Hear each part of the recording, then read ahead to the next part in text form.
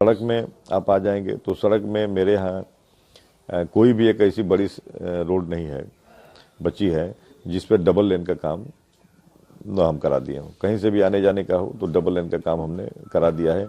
2-3 सड़कें हैं जो भी हमारे यहाँ पाइपलाइन में है, जिसका एस्टिमेट प्रमुख अभियंता कार्यालय से भी संशोधित करके शासन भेज दिया गया है और शासन वो चूँकि पाइपलाइन में है, अगर वो हो जाएगा तो फिर हमारे यहाँ कोई सड़क का काम कोई बचेगा नहीं। ग्रामीण मार्गों के लिए भी लगातार प्रयासरत हैं। हम लोग की निधि बीच में थोड़ी सी एक जो कोरोना की वजह से जो हुई थी, तो जिससे हमारी प्लानिंग थी कि चलिए बिजली का काम हो गया, अब गांव में छोटे छोटे जो सीसी सड़कें हैं इस कामों को कराया जाए, तो उस वजह से थोड़ी प्रभावित हुई कोरोना की वजह से, लेकिन कोशिश है कि उसको यथाशीघ्र कवर कर लिया जाएगा। एक चीज के और स्पेशलिस्ट हैं कि 10 साल की पुरानी 15 साल की जांच हो जाए तो एक सड़क कोई 2 बार बनाते हैं, नाम लिख देंगे रसना से लेकर पांडेपुर तक, अगली बार लिख देंगे कि मल्लप मोड़ से लेकर के और छितौनी तक। इसमें स्पेशलिस्ट हैं। ये बहुत बड़ा रैकेट है और मैं कह सकता हूं कि आदरणीय जोगी जी इस भ्रष्टाचारी से लड़ने में अक्षम रहे या इसको मिला लिए, इसके अलावा कोई रास्ता नहीं है। हमने एक इंटर कॉलेज स्वीकृत कराया था, राजकीय इंटर कॉलेज, लेकिन उस समय कुछ प्राइवेट विद्यालय वाले लोगों ने, मैं नाम नहीं लेना चाहता हूं, लेकिन प्राइवेट विद्यालय के लोगों ने मिल करके और हमारे जनपद के एक मंत्री जी से मैनेज करके उस विद्यालय को मैंने मेरे ही रसना में ही सिटी में ना खुलवा करके, सिटी से 5 किलोमीटर दूर मैंने, जहाँ पे आने जाने का कोई साधन नहीं, खैर वहाँ पे खुला, तो उसकी उपयोगिता मैंने जो जिस तरह से हम चाह रहे थे उस तरह से उसकी उपयोगिता नहीं हो पाई।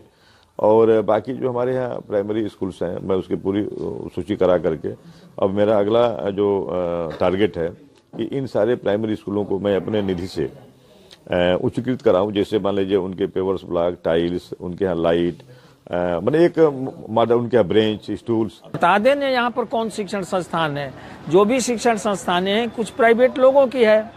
यहाँ पर कौन पॉलिटेक्निक खुल गया, कौन इंजीनियरिंग कॉलेज खुल गया, कौन मेडिकल कॉलेज खुल गया। यहाँ पर कहाँ बलिया जैसी, रसना जैसी जगह पर जिले की 2nd जगह है, यहाँ पर जनरल सर्जन तो अस्पताल में है ही नहीं। सामुदायिक स्वास्थ्य केंद्र पर प्राथमिक स्वास्थ्य केंद्र बंद रहते, इनको इससे मतलब ही नहीं, इनको तो मतलब ठेका से है। ये PWD ऑफिस में अभी घंटा भर बैठते हैं अधिकारियों के पास, इनका उद्देश्य पैसा कमाना है। और ये नंगा हो गए, इस बार रसना की जनता इनको नंगे आंख से देखा है।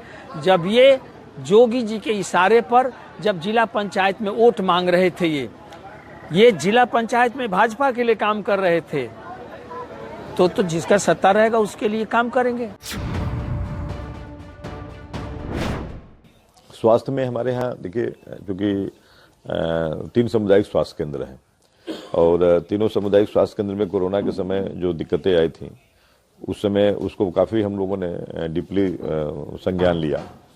और चूंकि जो एक जो डॉक्टर्स की एक वो परिपाटी बन गई कि अगर कोई भी बन गई थी कि कोई भी अगर पेशेंट आ रहा है थोड़ा भी सीरियस दिखे तो तुरंत उसको रेफर, तो इस पे मैंने बहुत गहन अध्ययन किया। तो मुझे लगा कि उनकी केवल एक डिमांड है कि उनके पास ऑक्सीजन नहीं था।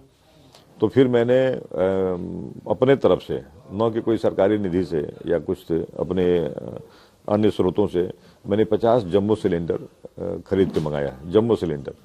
और जिस हॉस्पिटल में, जैसे अब सामुदायिक स्वास्थ्य केंद्रों की इतनी दिक्कत हो गई कि अगर मैं उनको 10 दे रहा हूं तो वो लेने से भाग रहे थे कि सोच रहे थे कि हम तो फंसेंगे अब। तो उनको मैंने सिलेंडर दे दिया, रेगुलेटर दे दिया, पाइपलाइन जो था वो ठीक करा दिया, ताकि आप तत्काल जो कोई इमरजेंसी केस आ रही है तो ये बहाना लेकर के कि हमारे पास ऑक्सीजन नहीं है तो रेफर कर दे रहे हैं, तो ये नहीं होगा। तो ये चीज़ें हमने करा दिया। अब उसको और अपग्रेड करने के लिए, चूँकि लगातार मैं लिख रहा हूँ कि थोड़ा सा अपग्रेड करके इस व्यवस्था को किया जाए। 420, 367, 368, का 58 लाख रुपया फर्जी दस्तखत करके हरिनारायण राजभर के लड़के का देव कंस्ट्रक्शन का जो पैसा निकाल लिए थे, जिसमें CBCID जांच की थी और 4 साल से वारंट पर थे। इस सरकार में जो सरकार इनको ब्लैक लिस्टेड की, ये सरकार उनका मुकदमा वापस कर ली। वहीं भारतीय जनता पार्टी के दर्जनों कार्यकर्ता हमारे क्षेत्र के, खुद हम लोग कार्यकर्ताओं के सवाल पर धरना प्रदर्शन में 302 में ट्रायल पर MLA MP कोर्ट में है। नोट बांट रहे थे ये रात को, कार्यकर्ताओं से झंझट हुई और हमारे कार्यकर्ताओं को मुलजिम बना दिया इन्होंने।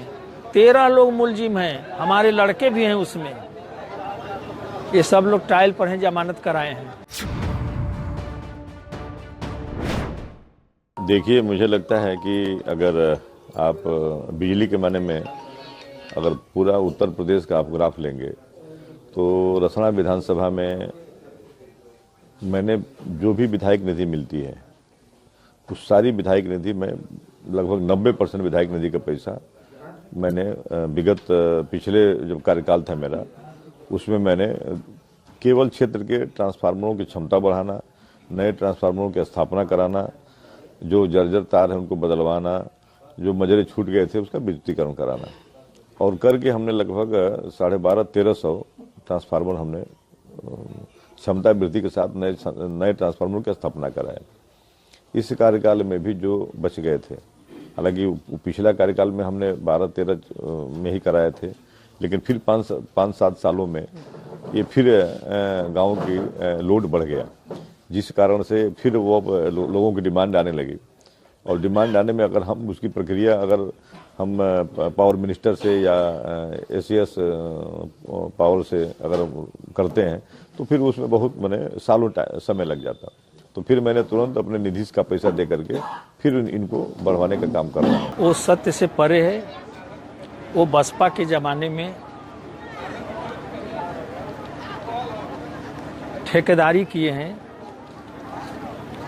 विधायकी का कोई परफॉर्मेंस नहीं है। पैसा देते हैं और पैसा ले आते हैं शासन से, और कुछ अधिकारियों को मैनेज करके और वहाँ से ये धन ले आकर के काम करते थे।